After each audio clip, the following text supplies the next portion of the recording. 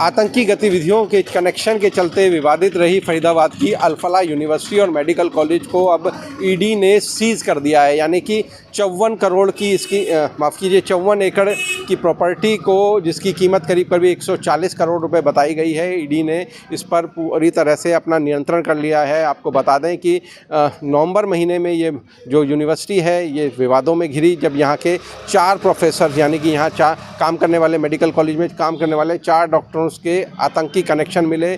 और 9 नवंबर को सबसे पहले यहाँ फरीदाबाद के इसी यूनिवर्सिटी में काम करने वाले एक प्रोफेसर के घर से 260 किलो विस्फोटक मिला। फिर उसके बाद अगले दिन 10 नवंबर को दिल्ली में लाल किले के पास बम धमाका हुआ, जिसके बाद जो तमाम एजेंसियां इस मामले की जांच में जुट गई। पहले की जो सबसे पहले इस मामले की जांच जम्मू कश्मीर पुलिस कर रही थी, लेकिन उसके बाद फरीदाबाद पुलिस उसकी मदद के लिए इस मामले से जुड़ी। और इसके बाद जब दिल्ली में बम धमाका हुआ, उसके बाद सबसे पहले दिल्ली पुलिस और उसके बाद फिर एनआईए इस मामले की जांच में शामिल हुई।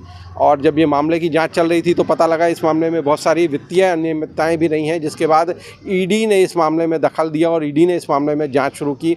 तो बहुत सारी वित्तीय अनियमितताएं मिली, जिसके बाद इस यूनिवर्सिटी और मेडिकल कॉलेज के जो चेयरपर्सन हैं डॉक्टर जवाद अहमद सिद्दीकी, उनकी गिरफ्तारी हुई। और उसके बाद जब पूछताछ की तो पता लगा कि बहुत सारे जो फाइनेंशियल क्राइम में ये इन्वॉल्व रही है यूनिवर्सिटी। पीएमएलए यानी कि प्रिवेंशन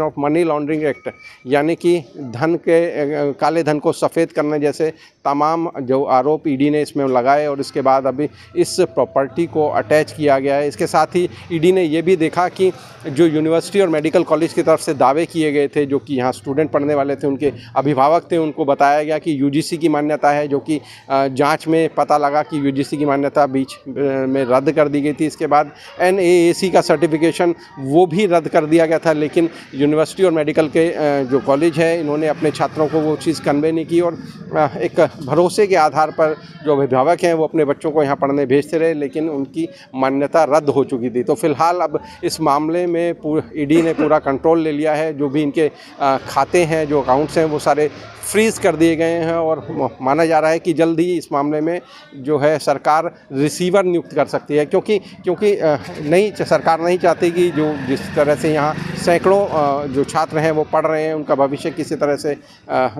उनके भविष्य के साथ किसी तरह से खिलवाड़ हो या कोई और नुकसान हो। तो इस मामले में अब सरकार इस पूरे मेडिकल कॉलेज को और यूनिवर्सिटी को और इससे जुड़े और जो शैक्षणिक संस्थान हैं उन सबको अपने कंट्रोल में लेकर यहाँ रिसीवर नियुक्त कर सकती है, जिससे कि जो चीज़ें हैं वो सुचारू रूप से जारी रहें और छात्रों की पढ़ाई बाधित ना हो। हरियाणा तक के लिए फरीदाबाद से